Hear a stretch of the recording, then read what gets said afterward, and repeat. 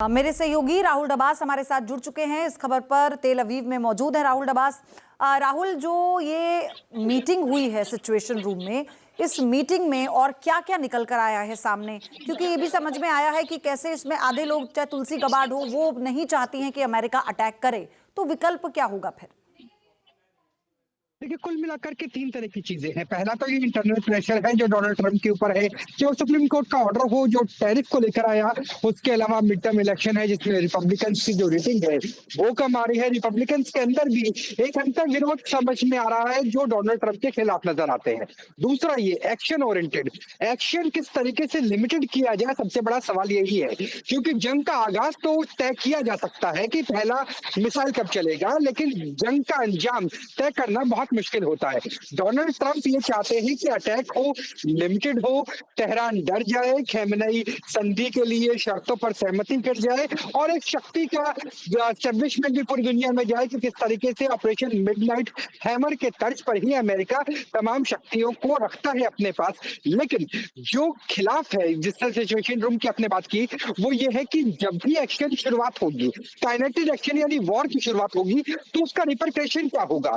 क्या वो रिपरकशन आपके आर्माडा के ऊपर हो सकता है? क्या वो तमाम बेसिस के ऊपर हो सकता है? क्या उन तमाम प्रोटेक्टेड स्टेट के ऊपर हो सकता है कि वो कतर हो, कुवैत हो, बहरीन हो, यूएई हो, ओमान हो, सऊदी अरेबिया हो? क्या वो इजराइल के ऊपर हो सकता है? और उसके बाद चाइना और रशिया क्या उसी तरह से समर्थन कर सकते हैं जैसे यूक्रेन का समर्थन किया था यूरोपियन यूनियन ने और अमेरिका ने? तो ऐसे बहुत सारे सवाल है जिसकी वजह से ये संशय बना हुआ है कि जब लिमिटेड एक्शन करने की शुरुआत की जाएगी तो वो कितना लिमिटेड रहेगा, ये डोनाल्ड ट्रंप अंदाजा नहीं लेकिन लगा राहुल, ये भी तो है ना, लिमिटेड एक्शन का मतलब भी है कि बड़ा एक्शन। तो वो क्या होगा, उसका जो खाका है वो कैसे तैयार किया जाएगा? और वो जो लिमिटेड एक्शन है उसमें तो सैन्य एक्शन को आप नहीं जोड़ सकते क्योंकि वो तो टाइम टेकिंग होता है, फिर पानी या आसमान ही बचता है। इस पर मैं आगे आऊंगी। एक बड़ी खबर यह है कि अमेरिकी प्रोफेसर जेफरी का बयान आया है। उन्होंने कहा ईरान के अस्तित्व पर संकट आया तो वो बड़ा फैसला लेगा। ईरान कहीं और से न्यूक्लियर बम हासिल कर सकता है। 12 दिन के युद्ध को लेकर भी प्रोफेसर जेफरी का बड़ा दावा। उन्होंने कहा कि इजराइल और अमेरिका ने ईरान पर बमबारी की थी। ईरान यूएस बातचीत के छठे राउंड से ठीक 2 दिन पहले बमबारी की थी। राहुल, ये एक बड़ा सवाल है यहाँ पर कि अगर ईरान चाहेगा कि उसे परमाणु बम चाहिए, उसे संपन्न बनना है, तो वो कहीं और से ले लेगा। तो इसके इन सब बातों के मायने क्या हो जाते हैं? इस बीच इन बयानों को कितना सीरियसली लिया जाए? देखिए, 2012-13 के आसपास तक तो आईएईए पूरी तरह से एक्टिव थी। डोनाल्ड ट्रंप आए 2017 के, उसके बाद बैटरीज रिचार्ज नहीं हो पाई और 2019 के बाद कुछ भी अंदाजा नहीं है, खासतौर पे जब साइबर अटैक किया गया था मोसाद के द्वारा, कि अंदर क्या चल रहा है। ये उम्मीद की जा रही है कि 400 किलो यूरेनियम हो सकता है जिसकी इनरिचमेंट 60% है। हो सकता है 400 किलो से ज्यादा हो, क्योंकि जब पहली बार ओबामा के वक्त परमाणु करार हुआ था तो 1100 किलो था जो बाद में रशिया को दिया गया था। तो ये 60% से 70 भी हो सकता है, 80 भी हो सकता है। दूसरी आ जाएगी ब्लूप्रिंट को लेकर के। सिर्फ ऐसा नहीं है कि atom bomb nuclear engineering U-234 से बन सकता है, बल्कि उसके लिए और भी चीजें चाहिए। वो चाइना से आसानी से मिल सकती है। डिलीवरी सिस्टम ऑलरेडी पूरी तरीके से ईरान के पास मौजूद है, चाहे वो बैलिस्टिक मिसाइल हो, क्रूज मिसाइल हो, तमाम चीजों को लेकर। जी राहुल, धन्यवाद। आपसे और जानकारी हम लेते रहेंगे इस बाबत। लेकिन अमेरिका से बढ़ते तनाव के बीच ईरान के सुप्रीम लीडर खामेनेई की अंगूठी भी चर्चा में है। आखिर इस अंगूठी के संकेत क्या हैं? ईरान इसके जरिए क्या संकेत देना चाहता है, जरा ये भी देखिए।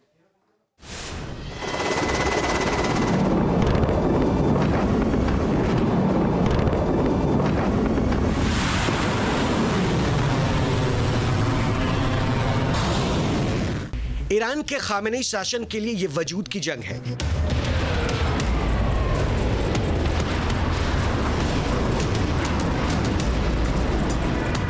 ईरान के पावर सेंटर के अस्तित्व को सबसे बड़ी चुनौती मिल सकती है।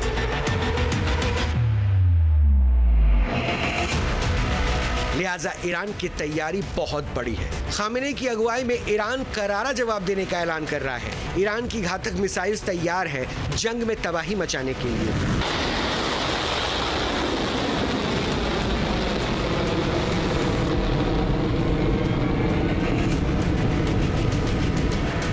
वॉल स्ट्रीट जर्नल के मुताबिक ईरान से समझौता न होने की स्थिति में अमेरिका सीमित हमले पर विचार कर रहा है। अमेरिका ने इसके लिए मिडिल ईस्ट में 2 युद्धपोत भेजे हैं। वहीं ईरान के सुप्रीम लीडर ने पिछले दिनों एक बयान में इन युद्धपोतों को डुबा देने की बात कही थी।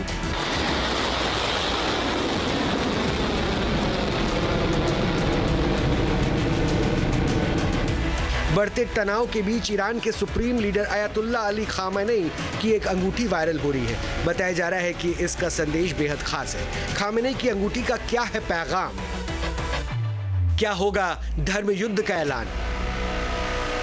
अमेरिका का आरोप है कि मिडिल ईस्ट में उथल पुथल मचाने के लिए ईरान परमाणु हथियार बना रहा है। ईरान ने इसे खारिज किया है, हालांकि उसने यूरेनियम संवर्धन की बात स्वीकारी है। अमेरिका और ईरान के बीच सुलह के लिए इस महीने पहले ओमान और फिर जिनेवा में बैठक हुई, हालांकि बात अब तक नहीं बन पाई। लिहाजा जंग के बादल गहरे होते जा रहे हैं। इन सब के बीच खामेनेई की अंगूठी की खूब चर्चा हो रही है। खामेनेई की ये तस्वीर कुरान को लेकर तेहरान में हुई एक बैठक के दौरान की है।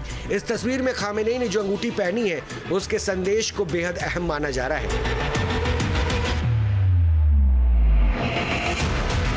अंगूठी पर लिखा है, बिल्कुल नहीं, मेरा ईश्वर मेरे साथ है। इस मैसेज को अमेरिका के लिए एक संदेश के तौर पर देखा जा रहा है।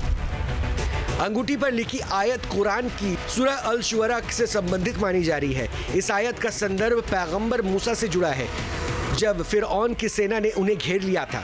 बताया जाता है कि उस समय उनके विश्वास के चलते समुद्र में रास्ता बना और वे अपने अनुयायियों के साथ सुरक्षित निकल गए। इस प्रतीक को कठिन हालात में ईश्वरीय सहायता और अड़िग विश्वास के रूप में देखा जाता है।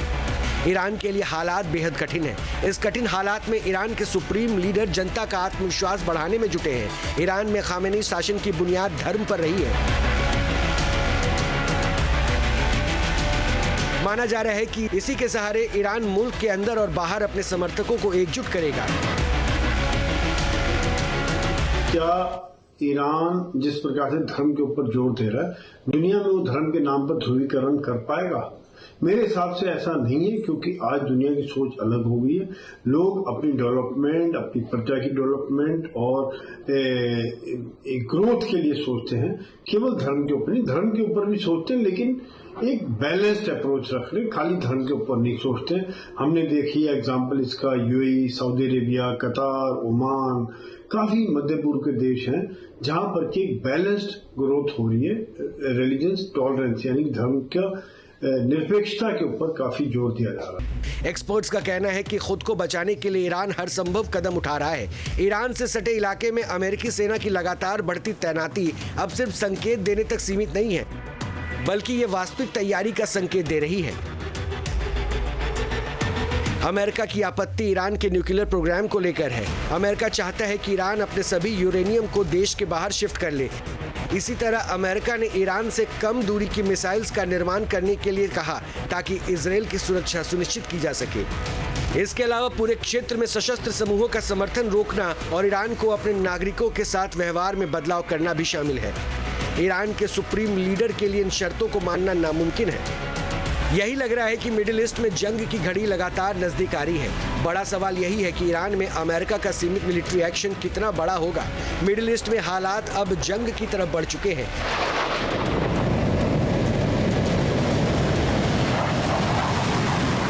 अमेरिकी युद्धपोत यूएसएस अब्राहम लिंकन के ईरानी जल क्षेत्र में पहुंचने से स्थिति पहले से काफी गंभीर मानी जा रही है। एक दूसरा विमान वाहक पोत यूएसएस जेराल्ड आर फोर्ड अब पूरब दिशा की ओर बढ़ रहा है। कुछ एक्सपर्ट्स का मानना है कि ये जंग तो तय है, सवाल सिर्फ वक्त का है।